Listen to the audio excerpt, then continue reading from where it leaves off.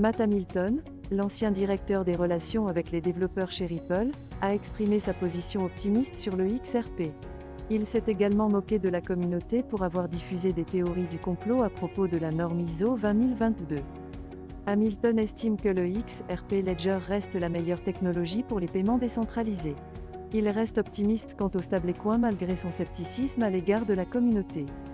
Les commentaires de Matt Hamilton suggèrent qu'il a toujours confiance dans les capacités technologiques du XRP Ledger et qu'il n'est pas indûment influencé par les théories du complot de la communauté XRP.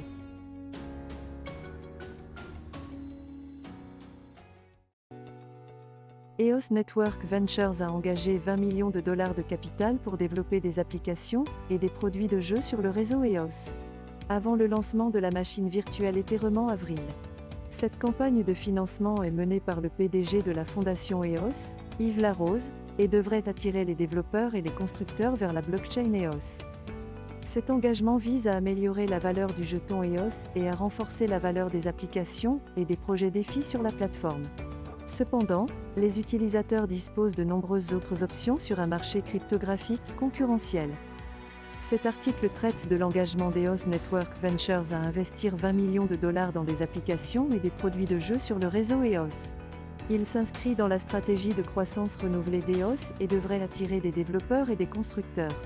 L'article met également en lumière le marché concurrentiel de la cryptographie, avec de nouveaux réseaux tels que Arbitrum, SC5, Optimism et Solana, qui se disputent les talents des développeurs et augmentent leurs propres revenus grâce à des incitations symboliques ou à des parachutages.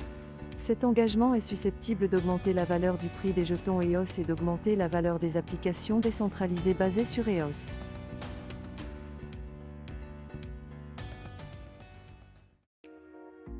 Ethereum a connu une hausse de la demande au cours des 2 derniers week-ends, faisant grimper le prix de la crypto-monnaie à 1800 $.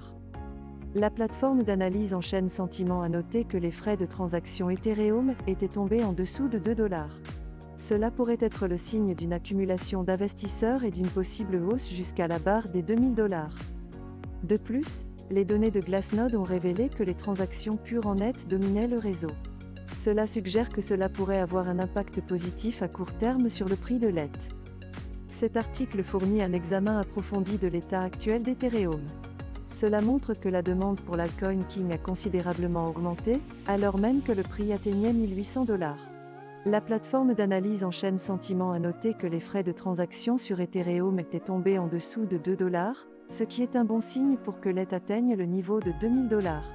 En outre, l'article explique comment la baisse de la croissance du réseau et l'augmentation du nombre d'adresses actives pourraient signifier une participation accrue des investisseurs et une éventuelle accumulation. En outre, l'article examine comment l'épuisement des vendeurs et les transactions purement en net qui dominent la consommation de gaz sur le réseau sont des indicateurs positifs du prix à court terme de l'ETH. Dans l'ensemble, l'article fournit un aperçu complet des facteurs affectant le prix et les performances d'Ethereum.